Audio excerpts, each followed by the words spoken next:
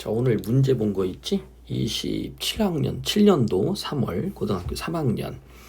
아까 낮에 아이들하고 이제 오답 정리하면서 김기택이 어떻게 기억해 냈을까라는 걸 좀 어려워하는 것 같고, 그 다음에 학교 내신 시험에 들어간다고 그래서 한번 정리를 해줄게. 우선 김기택 어떻게 기억해 냈을까? 우선 한번 봐. 이 단어를 한번 보면 어떻게 기억해 냈을까? 라는 얘기는 뭐야? 그렇지. 어떻게 저걸 기억해 냈지? 라는 부분에 첫 번째 이 방법에 대한 의문을 제시할 수도 있고, 또 하나는 어떻게 기억해 냈어? 라고 감탄하는 걸 수도 있어. 그럼 두 가지를 생각해 볼게. 나는 그것을 기억해 내지 못하고 있는데 어떤 사람은 그걸 기억하고 있는 거야. 그럼 그 방법이 뭐야? 라고 물어볼 수도 있겠지? 우리가 와사등에서 나오잖아. 차단한 등불이 빈 하늘에 걸려 있는데, 그지? 어디를 어떻게 가라는 신호냐? 이렇게 마지막에 끝나지. 어떻게 가라는 방법에 대한 간구일 수도 있고요. 갈구일 수도 있고, 또 하나는 나는 가지 못한, 어떻게 가야 될지 모르겠다는 절망감을 나타내기도 하지. 이렇게 우리 어떤 구절들을 좀 생각해 보자고 하잖아. 여러분들이 모의고사 같은 걸 풀면서 자꾸 이미지가 긍정 부정이다라는 것만 생각을 하잖아. 그럼 어떻게 기억해 냈을까라는 걸 보고 뭐 긍정 부정을 표시할 데 없으니까 그냥 넘어갈 수도 있다고. 중요한 것은 어떻게 기억해 냈을까라는 부분을 정확하게 이해한다라는 개념이 아니라 이 문장을 통해서 특정한 어감을 느낄 수 있어야 된다는 거지. 첫 번째는 방법 자체의 어떤 사실, 뭐 요거를 원하는 걸 수도 있고, 또 하나는 어떻게 기억해냈지? 어떻게 저렇게 기억해둘 수 있을까? 그지? 요런 것들에 대한 어떤 감탄이나 뭐 또는 뭐 예찬일 수도 있고, 아니면 깨달음일 수도 있고, 여러 가지 감정들이 나올 수 있을 거야. 이건 한번 체크해 보시고, 모의고사를 뭐 잘 냈다 안 냈다 이거 뭐 둘째 문제고, 어떤 문제가 나오든 우리가 그것을 뚫어낼 수 있는 방법이 있다면 그런 것들을 배워가는 과정이 중요한 것이지, 이 문제가 뭐 그지 같다, 아주 잘 냈다, 뭐 잘 내면 좋겠지. 우리가 훈련을 하고 사후적으로 공부를 많이 할 수도 있으니까. 그런데 인생에서 무조건 이렇게 좀 잘 돼 있는 것만 나오는 건 아니잖아. 수능에서 어쨌든 문제를 내다 보면 조금 뭐 출제진들이 이상한 부분이 들어가셔갖고 좀 과도하게 좀 편협한 문제를 낼 수도 있으니까, 하여튼간 요거는 뭐 여담 나중에 다시 하고요. 자, 어떻게 기억해 냈을까? 뭐 올라가 볼까? 시가 만만하진 않아. 자, 보자. 방금 딴 사과가 가득한 상자를 들고, 방금 딴 사과야. 방금 딴 사과. 가득해요. 그 상자를 들고 사과들이 대굴대굴 굴러나오는 커다란 웃음을 웃으며, 그녀는, 여기가 주어지기지? 그녀는, 여기가 주어로 잡힐 것 같아. 그녀는 서류 뭉치를, 표시가 잘 안 난다. 그지? 분홍색으로 해볼까? 그녀는 서류 뭉치를 나누고 있었다. 자, 그녀는 서류 뭉치를 나누고 있었던 거야. 됐죠? 그런데 커다란 웃음을 웃으면서 날랐다. 여기만 볼게. 서류 뭉치를 나누고 있는데 커다란 웃음을 웃었거든? 근데 어떤 웃음을 웃었냐면, 방금 딴 사과가 가득한 상자를 들고 사과들이 대굴대굴 굴러나오는 그런 웃음을 웃고 있는 거지. 어떻게 기억해 냈을까? 무슨 뜻이야? 이 부분에 대해서 지금 의문을 나타낸 거잖아. 무슨 뜻이냐면, 커다란 웃음을 웃으며 서류 뭉치를 나누고 있는데 요런 웃음, 그지? 요런 웃음을 웃을 수는 없는 거야. 근데 뭔가를 기억해내서 이런 웃음을 웃고 있는 거지. 사과가 대굴대굴 굴러나온 웃음. 어떻게 웃었는지 모르겠지만, 그지? 고층 빌딩 사무실 안에서 저 푸르면서도 발그레한 웃음의 빛깔을. 선생님 여기에서 포인트를 잡았어. 무슨 뜻이냐면, 고층 빌딩의 사무실이라고 한다면 우리가 이걸 뭘로 잡아? 보통 문명으로 잡지. 문명이라는 것은 자연과 멀어진 거니까 얘를 자연으로 잡아보자고. 됐죠? 그런데 방금 딴 사과야. 방금 딴 사과. 그 다음 저 푸르면서도 발그레한. 그러면 푸른데 웃음인데 그 푸른 건 바로 뭐랑 관련이 있을까? 그렇지. 방금 딴 사과가 가득한 상자에서 사과들이 대굴대굴 굴러나오는 그런 푸르면서도 발그레한 그 커다란 웃음을 어떻게 고층 빌딩 사무실 안에서, 그렇지, 웃을 수 있을까? 요거를 포인트로 잡으면 선생님은 이 시는 다 풀렸다고 봐. 알겠지? 이 부분을 좀 인식을 한다라는 것 자체가 선생님 생각했을 때는 솔직히 만만한 건 아닌데, 여러분들이 그냥 긍정 부정의 이미지만 찾으려고 하지 말고 글을 읽어보란 얘기지. 그래서 문학은 항상 문장 단위, 그러니까 뭐 문학이 됐든 비문학이 됐든 선생님 강조하는 게 그거잖아. 문장을 우선 정확하게 읽어보자.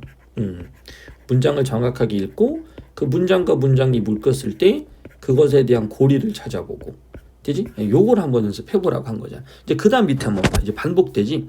어떻게 기억해냈을까? 그 많은 사과들을. 사과 속에 핏줄처럼 뻗어있는 하늘과 물과 바람을. 스스로 넘치고 무거워져서 떨어지는 웃음을. 그러니까 이때 웃음이 여기 있는 웃음이죠. 여기 있는 웃음.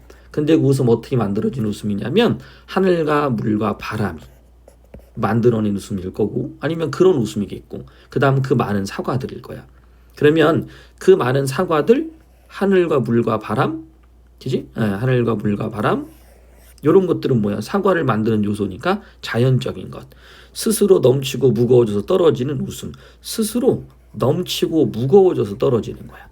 그러니까 나중에 한번 시 한번 읽어봐. 김춘수의 능금. 요건 선생님이 김춘수의 꽃 얘기할 때 이미지를 위한 이미지 얘기하면서 한번 설명했던 시야. 여러분들한테 이제 조금 과하기는 하지만 고1, 고2 때 많은 시들을 좀 읽어보면서 특정한 작품이 어떤 작품들과 연결돼서 좀 더 구체화되거나 의미가 좀 더 깊어지는 경우가 있다고 그랬었잖아. 그런 것처럼 지금 여기 나와 있는 김수의 능금도 한번 읽어보고, 뭐 굳이 우리가 하나의 작품을 해석하기 위해 이 작품이 필요해 라는 의도가 아니라 지금 읽으면서 이 구절을 굳이 막 해석하지 않더라도, 그지? 자연 속에서 충만해서 스스로 넘치고 무거워져서 떨어지는 거야. 막 억지로 뭔가를 끌어내는 게 아니야. 그래서 그녀의 웃음은 인위적이지가 않아. 인위적이지 않고 자연과 유기적으로 묶여서 스스로 넘치고 무거워져서 자연스럽게 떨어지는 그런 웃음인 거야. 억지로 웃어내는 게 아니야. 이해갔지? 사과 속의 핏줄처럼 뻗어있는 하늘과 물과 바람. 전라도 가시네? 그 아마 시 봤지? 함경도 사내가 앞에 있는 여인의 눈을 봤을 때 그 눈에 뭐가 보이는 거야? 그렇지, 뭐 조개 껍질 바다 같은 게 보이는 거지. 왜? 바다에서의 삶을 살았기 때문에 그 여인의 눈에서는 바다가 보이는 거야. 그것처럼 요 웃음 속에서는 이런 걸 느낀 거지. 자연의 어떤 충만함. 그지? 그러니까 요거지. 화자는 도시 속에서 또는 문명 속에서 아무런 웃음이라든 생명력을 느끼지 못했는데 어떤 여자가 지나가는데 소리뭉치를 나르고 있었거든. 근데 그 소리뭉치는 뭐야? 그렇지. 방금 딴 사과 가득한 사과상자였던 거야. 근데 그 웃는 모습이 사과들이 대굴대굴 흘러나오는, 됐죠? 그런 웃음인 거지. 그래서 그녀는 고층 빌딩에서도 웃음을 잃지 않고 있다라는 것을 화자가 발견한 거예요. 밑에 한번 가볼게. 어떻게 기억해냈을까? 사과를 나르던 발걸음을. 이건 기억해내는 거야. 발걸음에서 튀어오르는 공기에서 터져나오는 햇빛. 그러면 우리가 고층 빌딩에서 느끼는 공기, 왜 이런 거 있지? 공기가 너무 탁하지 않아가 그냥 단순히 물리적인 공기가 아니라 분위기, 그죠? 고층 빌딩 안에서 느끼는 어떤 햇빛들, 그런 햇빛들이 과연 향기로울까? 아닐 거야. 그런데 여기에서 기억을 해낸다면 그 공기와 햇빛은 어떻게 돼? 그렇지, 하나의 과즙이 돼버리고 하나의 향기가 돼버리는 거야. 왜? 기억해냈기 때문에. 그러니까 미리 뭐 얘기한다면 이때 기억은 새로운 것이라기보다는 도시 문명 속에 우리가 잊고 있던 것, 즉 자연과 인간의 근원적인 동일성을 깨닫는 것이야. 그것은 선생님 봤을 때는 회복 같아. 기억이라는 건. 자, 그러면서 어떻게 또 기억해냈을까? 지금 디딘 고층 빌딩이 땅이라는 것은, 그러니까 요거야. 지금이 중요하다고 그랬잖아. 지금. 그래서 항상 시에서는 무슨 얘기 했었어? 과거 이야기를 하고, 그지? 미래 이야기를 한다고 하더라도 지금이라는 이 화자의 현재 위치, 포지션을 놓치면 안 된다고. 지금 디딘 고층 빌딩이 땅이라는 것을, 그럼 뒤집어 생각해봐. 지금 디딘 고층 빌딩이 나는 땅이라는 걸 몰랐어. 그 땅은 뭐였다고? 그렇지, 뿌리처럼 발바닥이 숨 쉬어온 흙이었다는 거를.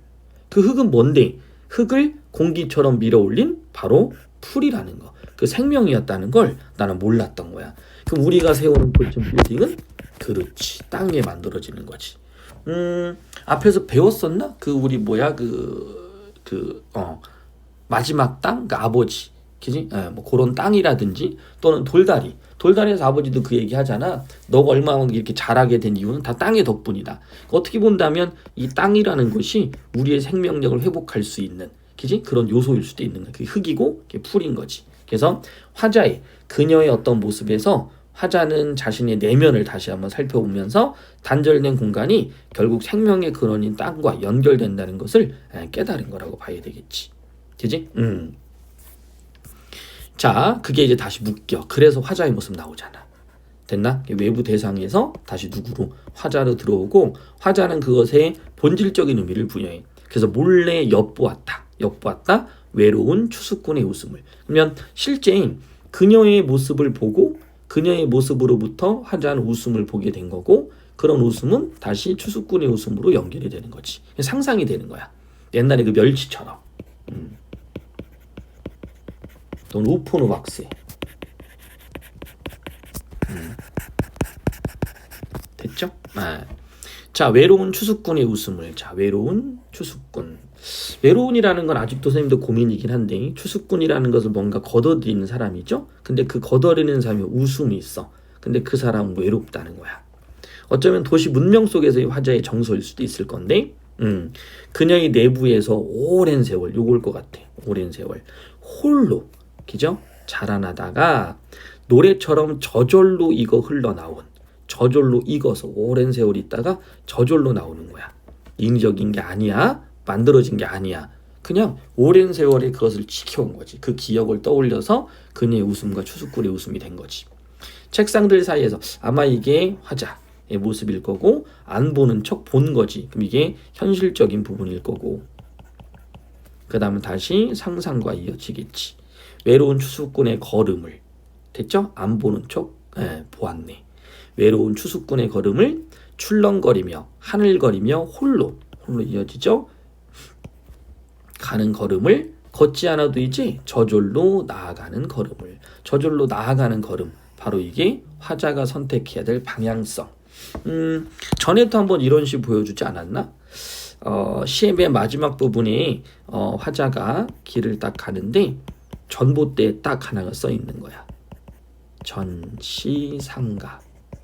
화살표가 땅. 근데 화자가 가는 방향이 이렇게. 어떤 상징적 결말이라고? 이때 상가는 죽음, 상갓집.